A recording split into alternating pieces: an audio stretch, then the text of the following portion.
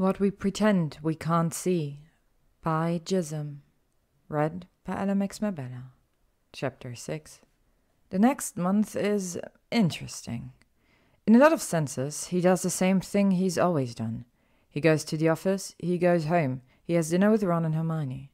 He spends a few afternoons with Teddy in the park, plays strange games that Teddy invents, and hopes he's not messing up being a godfather too terribly. Twice he goes to the borough for the Sunday meal, and 3 times he babysits Rose, who is a delightful little bundle of laughter, even if Harry is almost constantly afraid that he's going to drop her. He walks through the routines of his everyday life. He proceeds as normal. He just also spends some time with Draco.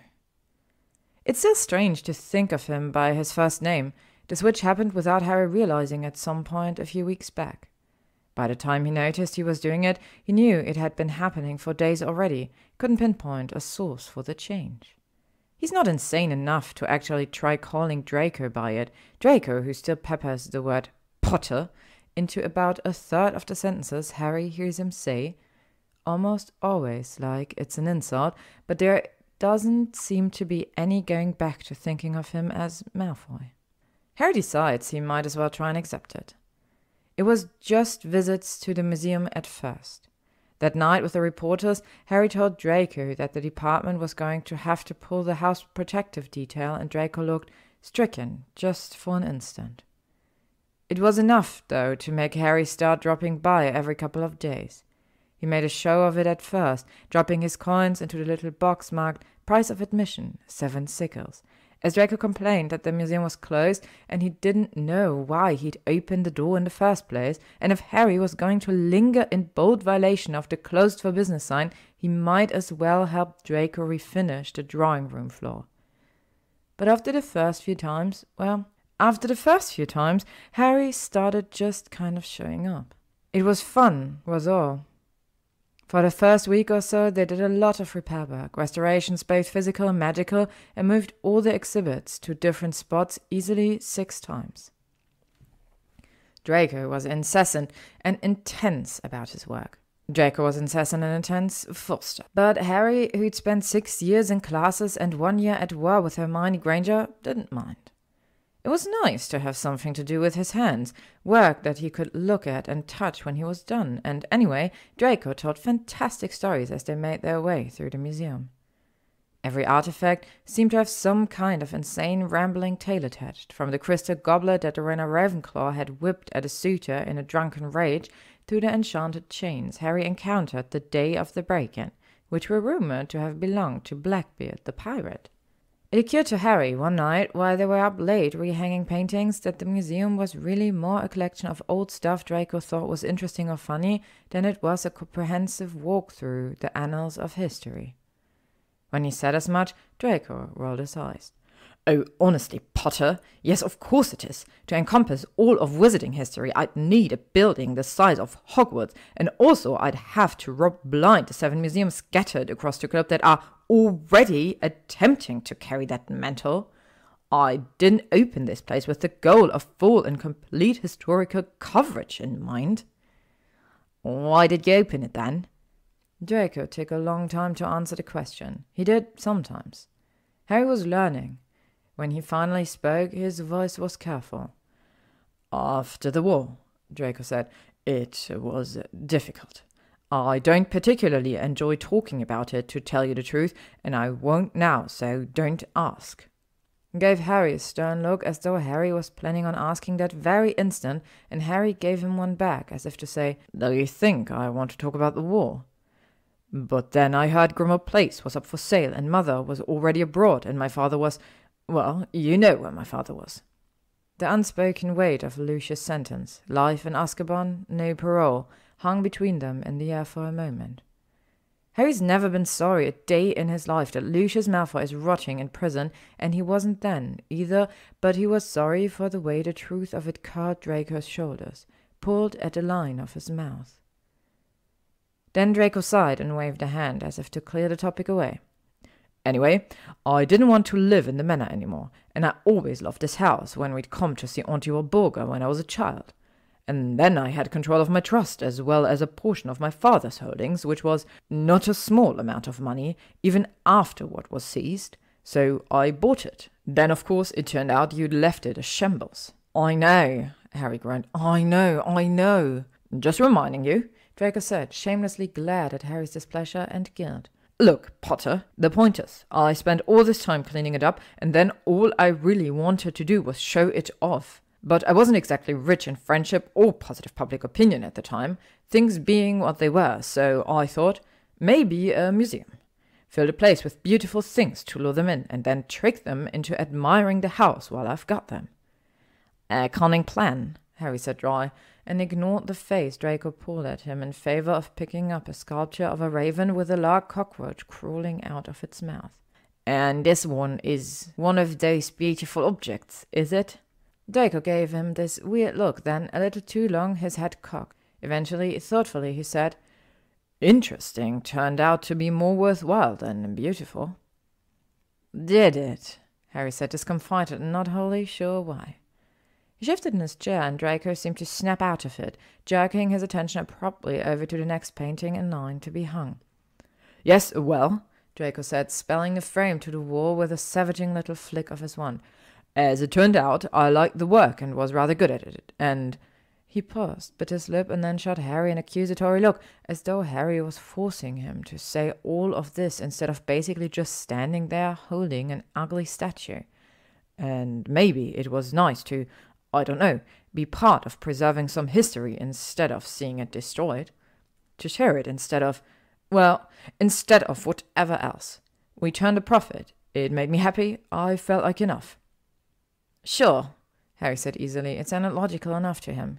Draco narrowed his eyes anyway, tatchy little git that he was. "Oh, don't hold back on my account, Potter," he sneered. "Tell me what you really think. You won't be the first. My mother insists that calling it the Modern Museum of Wizarding History is false advertising, and really I should call it a museum of little oddities and sell tea sandwiches. Blaise says it's just an excuse to keep spending my ancestral money acquiring strange objects that nobody needs, and I swear to God, Pansy still thinks the whole thing's a practical joke, and one of these days I'm going to jump out from behind a potted plant and yell, 'Surprise! I've had a Gringotts job the whole time.'" Harry laughed, but then he shrugged and put the sculpture down. "I didn't say any of that, Malfoy, you nutter. I just said it seemed like pieces were more driven by your taste than by, history as a whole." He held up a hand before whatever defensive, cutting thing was about to come out of Draco's mouth could hit the air. "I didn't say it was a bad thing. I like it, actually." "Oh?" Draco said, and turned vaguely pink and went off to another room to find some item or another that he found himself in need of suddenly. So, yeah, it was just evenings spent more or less like that at first. Only then the museum was about to reopen, and Draco had clearly made his peace with the lack of constant aura detail at the doors, and Harry could practically see how it would go, how it was all going to play out. The museum would open, and Draco wouldn't need Harry around anymore, and they'd go back to being, not the bitter enemies they once were or anything, but Harry knows how these things happen, how people can just fall out of your life without realizing it until they've already gone. He could just picture it, him and Draco running into each other somewhere a year or two down the line, and maybe having a drink, laughing awkwardly about their strange 3 weeks of not-quite friendship before they returned to their wholly separate lives. He didn't want it to happen, for reasons he was not planning on examining too closely. He sort of hated even thinking about it. "We could eat," he said the night before the museum was set to reopen, while he and Draco were drinking celebratory fire whiskey in Harry's favorite sitting room, enjoying the novel sensation of having nothing left to get done. "That's a thing people do." "You really do have all the social grace of a flatulent hippogriff, don't you?" said Draco, but he was smiling. "Yes, Potter, people do eat. What an incredible grasp you have on the human experience. Would you like to give it a go?" Harry flipped him the finger at the insult, but also said that he would, and they went to this little cafe up the road that did the best pork chops Harry had ever eaten in his life. It had been there for 40 years. Harry had lived right up the street from it, and he'd never known. After that, they just sort of started eating dinner together, a couple nights a week. Usually they went out, but one night they got caught up in some discussion and didn't end up leaving the museum until so late that all worthwhile places were closed. Draco panicked a little, made a whole production out of the fact that he was going to starve to death on the streets in the bloom of his youth, but Harry just rolled his eyes and apparated them into an all-night Muggle grocery store. He cooked in the kitchen at Grimmauld Place, so much bigger and better and more responsive than his own crappy little one that Harry could almost have wept, and made them steaks and spinach and crisp rosemary potatoes and quick carrot soup as a starter. Draco peered over his shoulder while he worked, and kept trying to add spices to things at random and clearly out of mischief, but he enjoyed the food and said so, and the conversation flowed easy between them over their long empty plates and bowls. It was the best night Harry had had in a very long time. He still can't quite put a finger on why. So that's that. It's not important, it's just something he's doing. It doesn't really matter at all. It's a nice distraction from work, though, because, as it turns out, Ron was held back in Erhard's office that day they were both called in there to be told he was getting promoted. "It's real incredible," Ron gushed at dinner that evening after his first day as a supervising lead Auror. "I mean, I've been saying for years, mine haven't I been saying, the department needs to take a more tactical approach to how they determine who works what case, how they allocate time and resources." "I have indeed heard you say that many times," Hermione said in a tone that suggested she had confirmed this for her husband more than once already. She gave Harry a fond, if exacerbated, look. "And now you're in a position to change that." "Now I'm in a position to—" "Yes, exactly, Hermione, that's exactly right. God, you know me so well." He leaned over the table to kiss her, a little tipsy, and put his elbow in the mashed potatoes. But Hermione didn't seem to mind. "Plus, I mean, I don't mind telling you, I loved my days in the field, I did, but being a father changes a man." He gave Rose a serious look, which she returned by blowing a raspberry at him. Ron grinned. "It's hard to be out risking life and limb all the time when you've got such an important set of lives and limbs waiting for you at home, you know." "Sure," said Harry, who didn't at all. "Not that I won't still be out in the field sometimes," Ron said hurriedly, giving Harry an apprehensive look. He'd said the same thing, made the same face when he told Harry about the promotion. Like he was afraid Harry was going to fall apart without him. Harry did honestly feel a bit like he might. He'd actually been thinking about maybe asking that night if Ron wouldn't consider sticking with his old job. Harry didn't think it would be such a big ask. He couldn't think of anything he personally would hate more than working any of the positions the department had to offer that were above his current one. They took you out of the field, and being in the field was the only part of Harry's job that ever felt worth doing. He couldn't understand why Ron would want to give it up, and, savagely, he thought he might go a little mad without Ron there at his side, joking around and reminding him to do his paperwork and just generally cutting through some of the mind-numbing despair and boredom. He couldn't say so, of course, not when one was so clearly thrilled, going on and on about how great even just the training was, how excited he was to get the opportunity to make decisions, shake things up. Harry ate his shepherd's pie and sipped his wine and said that he was happy, that it was great, that he couldn't wait to meet his new partner. He got assigned to Trent, because of course he did. "I want you to think of this as a teaching opportunity," Erhard told him the morning he found out. "As in, it's an opportunity for you to show me that you can teach. Your track record in this area has not been stellar." "Hey!" Harry said, flushing. "That's not true. People still talk about the seminar I did on defensive and protective magic." "That's an excellent point," Erhard agreed. "One that no one could argue, but I have your file here with me. Let's look at some of the complaints from previous junior Aurors who have sought you out for advice on, any other topic." Harry slumped down low in his chair because, fuck. "Oh, here's a good one," Erhard said. Her tone was even, but Harry could tell this was bringing her joy. "I asked our Potter how I could improve my stance, and he said to stand better." Oh, this one. "I went to Auror Potter for an evaluation of my civilian communication skills, and he said there had been a crime and walked away." Or this one. "A personal favorite, the department heads discussed it at great length. Auror Potter caught me crying after my first murder inquest, and he hit me in the shoulder." "I did not," Harry said, appalled. He remembered that night, and Auror was clearly exaggerating. It was a pad. I was comforting her." "She said you left a bruise," Erhard said, and gave Harry a stern look over her glasses.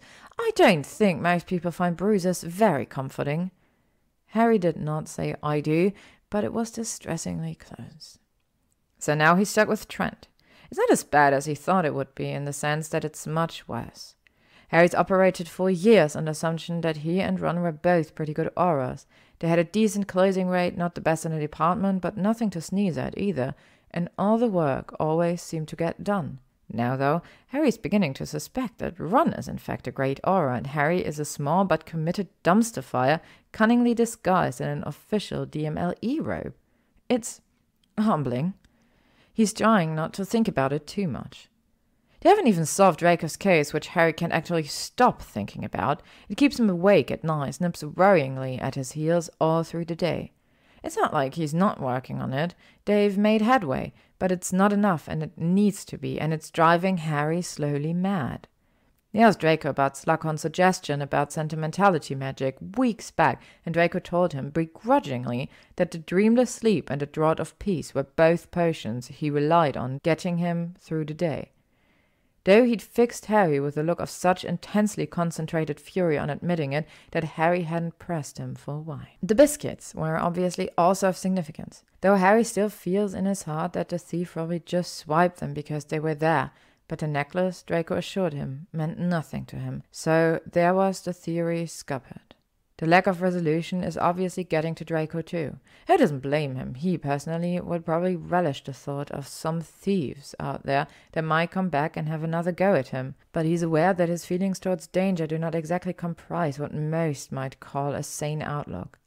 And anyway, Draco's nervy and generally suspicious of everyone from his street muggle postman. "Look at his eyes, Potter. They've never known joy. I think he's an inferi. Truly, I do."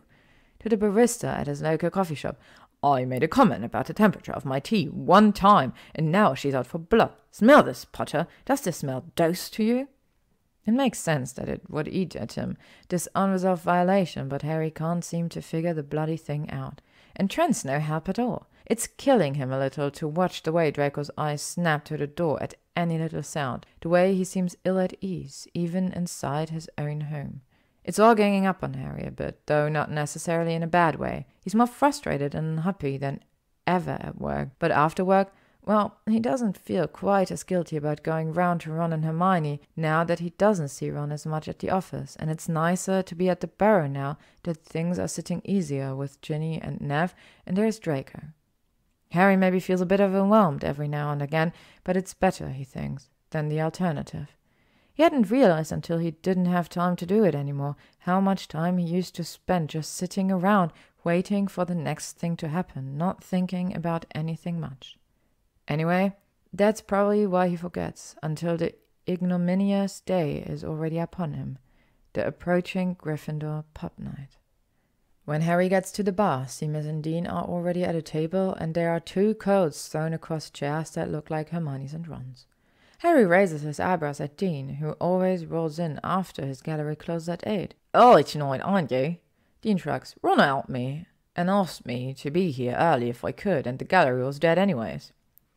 "He didn't tell me to be here early," Harry says, a little put out in spite of himself.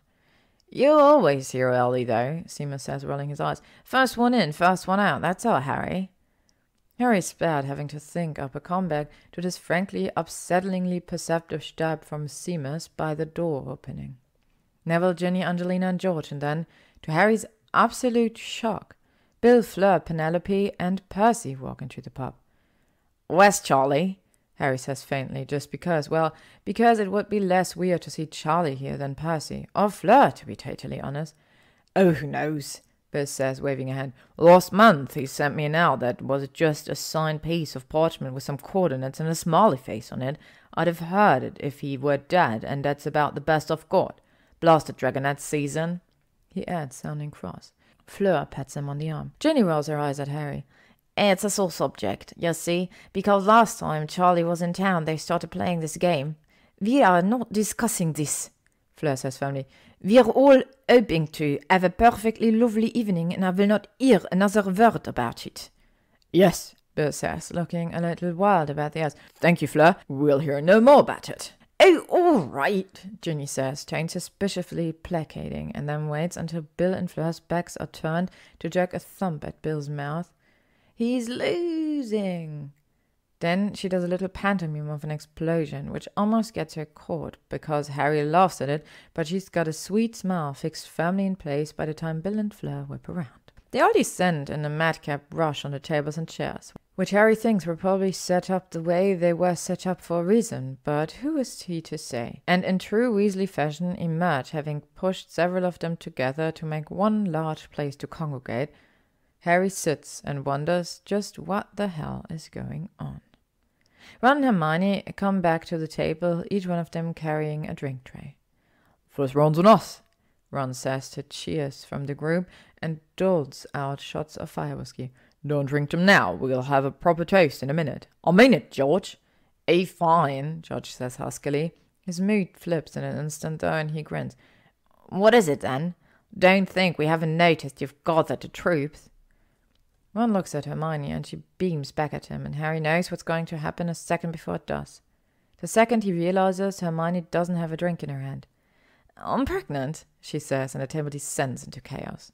Harry remembers this from the first time Hermione was pregnant, and from when Ron and Hermione got engaged, and from when George and Angelina got engaged, and, well, from a lot of times, in fact. The Weasleys take their good news with more enthusiasm than any other group of people Harry's ever encountered, cheering and yelling and elbowing each other in, trying to be the first to get in for a backslap or a hug. Dean and Seamus both look a little frightened. Harry gives them a reassuring look. His own strategy, developed over years of exposure, is to wait out the rush and slide in right at the end of the pack. Congratulations, he says, grinning, his hand in his pocket, and Hermione laughs and drags him in for a hug. Ron throws his arm around the both of them for a second. It's Harry's so happy for them he can hardly think, and he can't wait to meet the new little person they're making, to see what parts of them are like their parents, like Rose. Then Ron lets go and Hermione lets go, and Harry shuffles back to his chair and sits down, and it's like some of its happiness just doesn't come with him, somehow.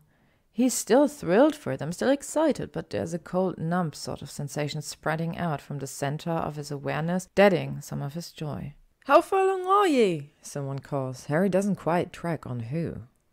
Just another voice says, When are you due? Late October, maybe early November, Hermione says. I'm about 6 weeks along. We only found out Friday before last. 6 weeks, Ginny said slowly. Does that mean that I subjected my unborn child to our last pub night? Hermione says, and grimaces. Unfortunately, yes, but my healer assures me everything will be just fine, and otherwise the timing couldn't be better if we'd planned it. The Wizengamot isn't in session from Halloween to New Year's anyway, so except for the occasional special hearing, I won't be missing important time on the bench. And with Ron's promotion... She leans into the circle of his arms. He kisses the top of her head. It's just all really good. Well, Bill says and raises his glass, to Ron and Hermione and the newest Weasley, may the heart be true and the love be long. The labour swift and the potions strong, Fleur says, sounding like she means it. The spirit rich with magic and song, George finishes, and they all cheer and throw back their shots. Harry never does know any of these wizarding toasts. It all devolves after that, everyone scraping back their chairs to talk, to get more drinks, to hug Ron and Hermione again. Harry chats with Neville for a few minutes while Ginny's at the bar, and then, when he goes to get a drink himself, gets stuck with Percy. It's 20 minutes and most of a glass of fire whiskey before Penelope shows up and saves Harry from further discussion of the minutiae of wizarding tax law reform, and on his way back to the tables with a fresh top off, he gets roped into judging an arm wrestling contest between George and Angelina. By the time he, at last, makes it back, more people are starting to pour in, and a new round of cheering starts with every addition to their group, the enthusiasm almost as overwhelming as the noise. Harry's usual booth, at least, is thankfully empty, and he slides over into the corner, takes a long sip of his fire whiskey, and sighs. They've known for 2 weeks, and they didn't tell him? Harry knows it's not fair, that they're not obligated. He found out about Rose more or less exactly when they did, but that was only because he happened to be on a fire call with Ron while Hermione was doing the charm to check in the bathroom. She burst out shrieking her delight, and Ron and Harry, once they figured out what was going on, shrieked too. Well, yelled, at least, before Ron and Hermione threw their arms around one another in a passionate embrace, and Harry hastily retreated back into his own fire. It was an incredible thing, even if it did end in a brutal assault on Harry's eyeballs. It's one of the moments he always reaches for when he casts a Patronus. And that should be enough. Harry shouldn't and doesn't expect any more from them.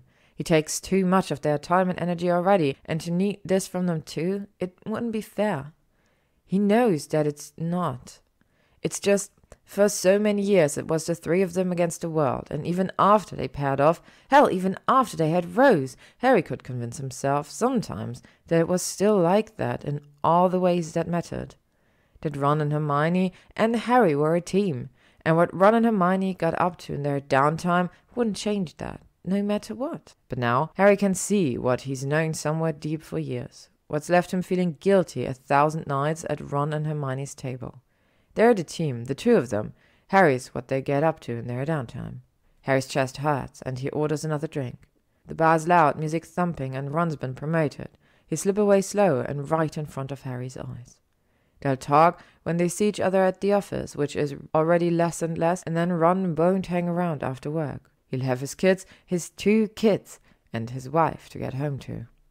Hermione will make plans with Harry that she'll break, because she'll be overworked and exhausted and presiding over 6 cases in between navigating breastfeeding and a terrible tooth. And Harry will understand. Harry will have no choice but to understand, because he would never begrudge either of them a moment of happiness, nor their children, any children, but especially theirs, the loving attentions of wonderful parents. He'll still see them, go around for dinner maybe once a month or so, catch them at the bar or babysit when they need a hand, but it will never be the same. They'll be wrapped up in the warmth of their family where they should be, and Harry will be where he always is, standing just on the outside, without one. His stupid fucking glass is empty. He glares at it, as though this will cause it to refill itself. Harry knows it won't, but he doesn't stop. He's a bit drunk. That sort that requires continued imbibing to really solidify into a proper evening buzz. And when he looks away from his glass, he's going to have to confront the enormity of the task. It will be to either flag down a waitress or get to the bar. Maybe Harry thinks if he stares at the glass long enough, it will stimulate the sensation of further drinking, and he won't have to get up at all. "Well," drawls a familiar voice, "isn't this exactly as sad as Blaise said it would be?" Harry wrenches his head around to the left, unable to believe it without seeing it, but sure enough, there's Draco, standing at the end of Harry's booth with his arm crossed and Blaise's beanie at his shoulder. He's got his hair pulled back tonight over a black jacket and a slate grey sweater, a pair of jeans in dark blue denim, and the expression of a man who has been tired beyond all limits of patience. Though, admittedly, that is his expression at least a third of the time. "Draco Malfoy?" Harry says, catching himself just in time. Draco rolls his eyes. Then, to Harry's amazement, he slides into the other side of Harry's booth and demands, "What are you drinking, Potter?" Says Harry, blinking at him. "Fire whiskey?" "Lovely," Draco says, and turns a dazzling smile on Blaise. "Would you look at that? Potter and I are already sitting down, and you seem to still be up. You should probably go get drinks. It would be the polite thing to do." "You understand that no one finds this little act as amusing as you do?" Blaise says, sounding amused. Harry's not actually looking at him. He's still too busy staring at Malfoy, trying to determine whether or not he's some kind of hallucination, if maybe Harry needs to go to St. Mungo's and demand a drugs kit. "As luck would have it, I find it amusing enough for all of us," Draco says. "1 fire whiskey for Potter. He takes it on the rocks, I believe, and another, neat, for me." "You can take the boy out of the manor," Blaise says, but then he laughs, adds, "Oh, fine, but you're paying. Hi, Harry, by the way." It takes Harry a second to realize that Blaise has addressed him, and he turns to look, having somehow, despite sitting here listening to his and Malfoy's exchange, almost forgotten he was there. "Oh, hi, Blaise. I want you to know," Blaise says, sounding like he's holding back laughter, "it is genuinely always just such a pleasure."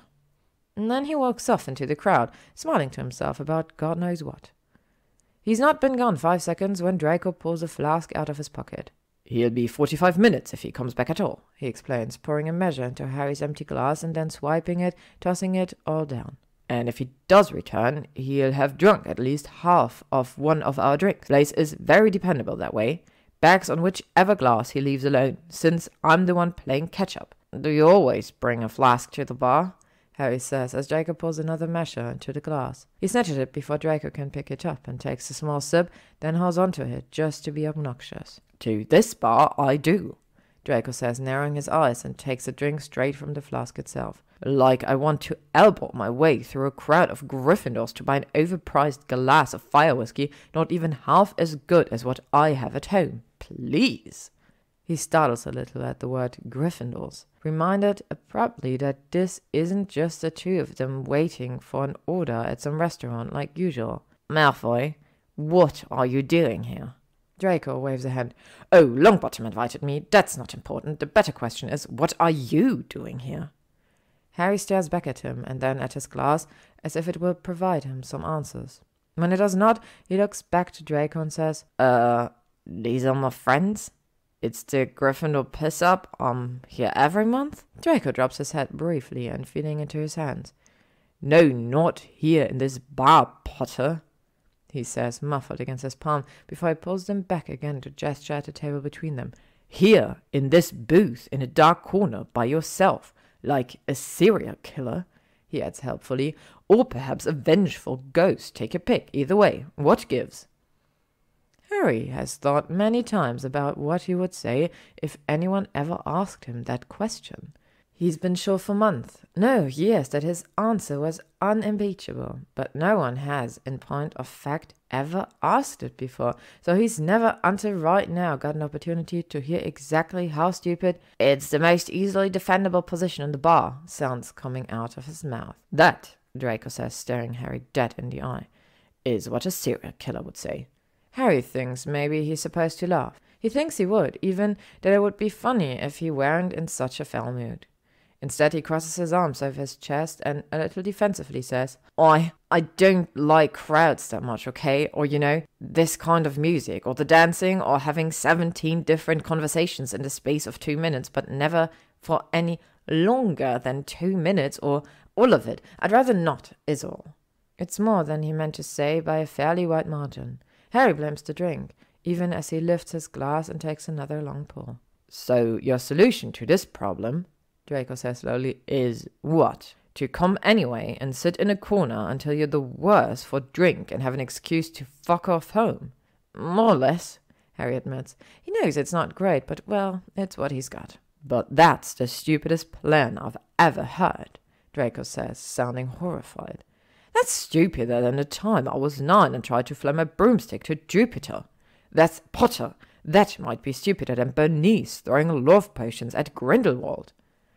"I don't know if it's quite that stupid," Harry says. "I mean, this works all right sometimes. It's not like the love potion was ever going to, even if it did hit." "You can't know that," Draco says. "Perhaps Basila Said was being ungenerous in her description, and Bernice did not resemble a toe. Perhaps Grindelwald preferred his woman on the mature end of the spectrum." "I'm pretty sure Grindelwald preferred his man to his woman," Harry says, just as Draco is taking a sip from the flask. Draco chokes on his drink. He coughs, gasps, and splutters for a minute before finally, in scandalized tone, he says, "Gellert Grindelwald was not gay." "I'm pretty sure he was." "And how would you know that? Talked a lot to his conquests, have you?" "Well, just one," Harry says and makes a face. "I think anyway, and I suppose he could have been bi, now that you mention it. I never really felt up to asking for specifics." "Why not?" Draco demands. "Who was it? I must know. Potter, for posterity, for history, for my own sanity. I must know." "Oh," Harry says. He would never want to out anyone, especially on a guest, but, well, the man's dead. Also, Harry's feeling about him have with adulthood evolved into a complicated little snarl that he doesn't like to touch. But that reeks distantly of anger most of the time. Also, he kind of doubts the old man would mind. Well, it was Dumbledore, actually." "Albus Dumbledore was not gay!" Draco nearly shouts this. though it's too loud in the bar for anyone but Harry to hear him. "Honestly, this is too much. You can't possibly expect me to believe—" "Wait, do you mean Aberforth?" "No, I mean Albus." Harry shudders. "But thanks for the mental image. I'll treasure it." "Oh, because the image of Albus," Draco says, and stops, blanches before he continues, a little more subdued. "Okay, perhaps it's best to skip the images entirely. But still, I mean, Dumbledore?" He shakes his head, eyes wide against the shock. "Not a single indication, not an iota of disclosure, not a hint, not an inkling, not a single nod in any of those benighted speeches to the near and queer amongst us.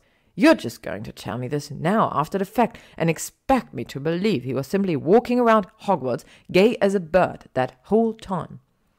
"I mean," Harry says, something about the phrase "the near and the queer amongst us" is sending up alarm bells in the back of Harry's mind, but he's drunk and at a bit of a remove from all that, so he doesn't worry about it. "You can believe what you want. I never got total confirmation anyway. He just, I don't know, he told me about him and Grindelwald when they were young, and it was kind of, pretty unmistakable, you know." He makes another face, because even now the idea of Albus Dumbledore bumping uglies with anybody horrifies Harry a little. "I cannot believe this," Draco says. He both looks and sounds outraged. "I cannot believe.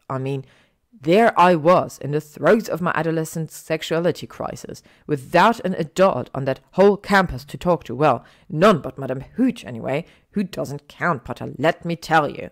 What a terrible conversation that was. I'm loath to even think of it.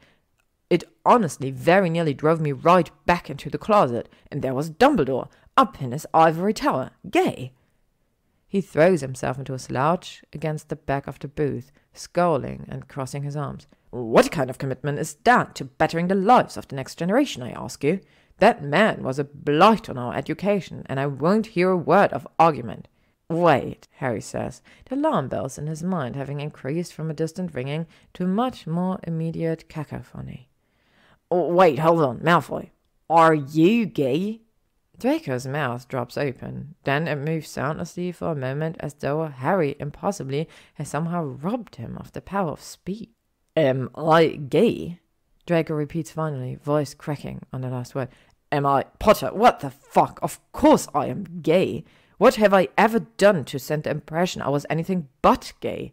Oh my God," he adds, sounding appalled. "Have I become such an eccentric shut-in that I read as straight somehow? No, that can't be right. It must be that you're an imbecile, Potter. You imbecile. How on earth could you not know that?" Harry's never actually offended anyone by assuming they weren't gay before. In his admittedly limited experience, it usually goes the other way. Not that he'd assumed Draco was straight necessarily, just, "I guess I've never really thought about it," Harry admits, shrugging. "Sorry?" Draco raises his eyes briefly heavenward, as though trying to communicate the depth and breadth of Harry's idiocy to some higher power. "God save us all from the observational prowess of straight men." Harry can't help. He grins a little into his glass. "Whoa there, Malfoy. Who says I'm straight?" Draco's mouth drops open for the second time in as many minutes. After a second, his voice flattened out in shock, he says, "You're not." "I'm not," Harry confirms, and is deeply entertained by the way Draco's body relaxes and tenses up again immediately when he continues. "Gay, that is. Bisexual, I definitely am."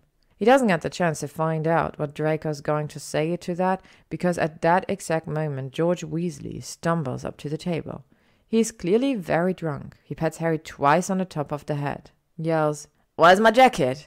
and then sees Draco. His body goes very still, his only movement the way his eyes are getting wider with every second.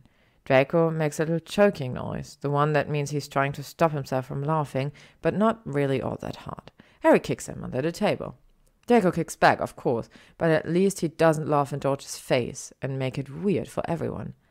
"Harry," George says after a minute, turning his head so he can ping-pong his gaze back and forth between them. "Harry, my friend, my brother, I'm you, but..." He lowers his voice to that what he obviously thinks is a whisper, but really is more of a shout, and he jerks his thumb at Draco. "That's Draco Malfoy, that is." "I know," Harry says, amused. Draco is making a face somewhere between entertained and horrified, though Harry thinks horrified is winning. "I was just talking to him." "But..." George says, visibly mystified. It's Draco Malfoy. Indeed it is, Draco says, voice cool. He can hear you, by the way.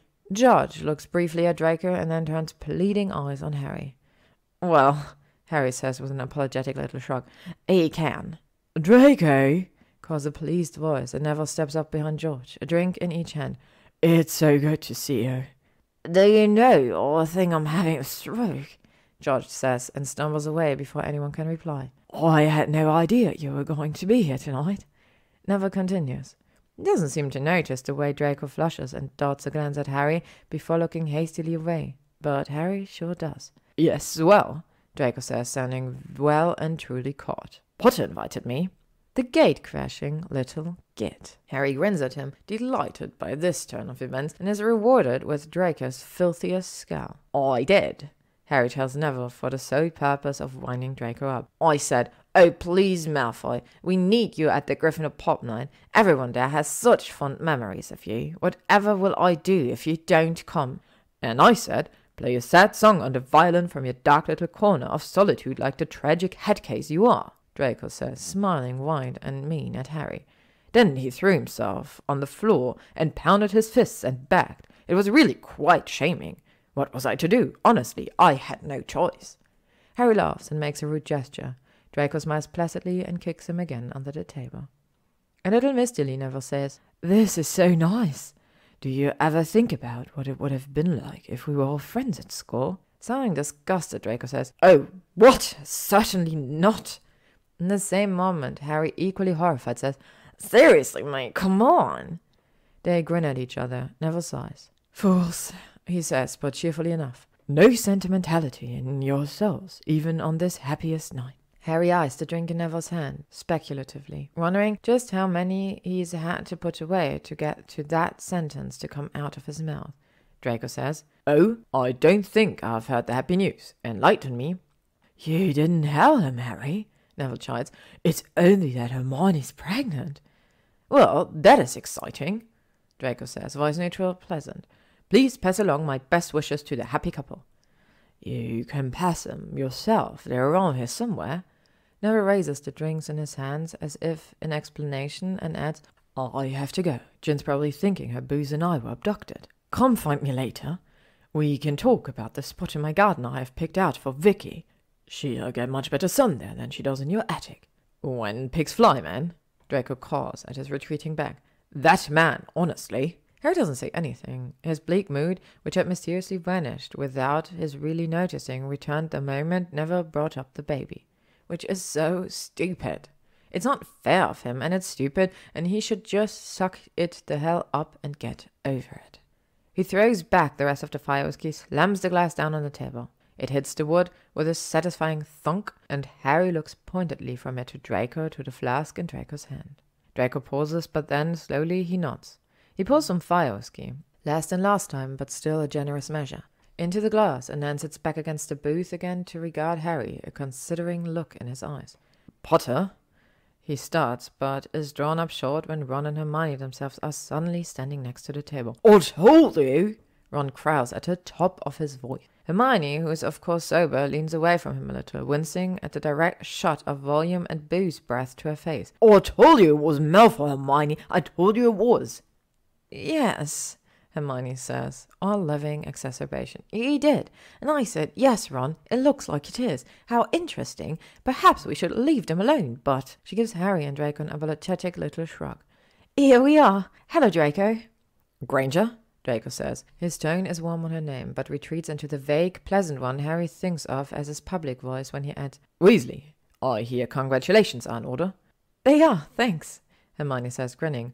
For you too, right? I've been hearing great things about the new layout of the museum, and actually, I've been meaning to flu you. I must have had 24 calls this month from parents who saw the article in the Prophet and want to sign their children up for the Learn program. Really? They're not afraid their little angels are going to be subjected to a traumatizing experience that will scar them for the rest of their lives. Draco says it lightly, like it's a joke, but Harry can tell that it's not one. And apparently Ron can too, because he puts his hand flat on the table, stares down at Draco with an intensity that Draco clearly finds unnerving at best and, at worst, outright alarming. Look, mate. Can I call you mate? I find myself somehow incapable of drawing up an adequate response, Draco said faintly. Ron seems to take it as permission enough because he says, Mate, I know it's slow going. You know, some cases are just slow. That's how it is.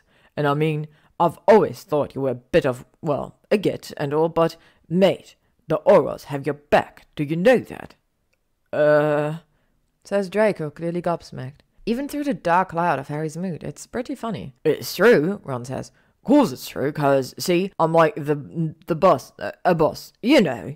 And so the Auras you've got, the back that I said they've got, like I said, you're not my cub and all, but I've got Harry's back forever, you know. He grabs the top of Harry's hat and wiggles it a little without looking away from Draco. Hermione chokes in a laugh, and even Harry feels the corners of his mouth twitch in a smile. Forever! And that means I gotta have yours too, right? Because Harry is like, so obviously totally... Oh my god, Ron, it's, the Charlie Cannons! Hermione says, eyes wide. What, all of them? Ron demands, releasing Harry's hat and takes off in a direction she's pointing at once. Sorry, Hermione says to Harry and Draco, already following him. Catch up with you two later. She goes without waiting for a reply, vanishing into the crowd after Ron, which is pretty fitting, Harry thinks, things being what they are. When he looks back at Draco, Draco is still looking at him, the same considering, assessing gaze as before. Harry shifts a little under it. He's not sure he wants Draco to see whatever it is he's picked up on, the petty, stupid ugliness of Harry's train of thought tonight.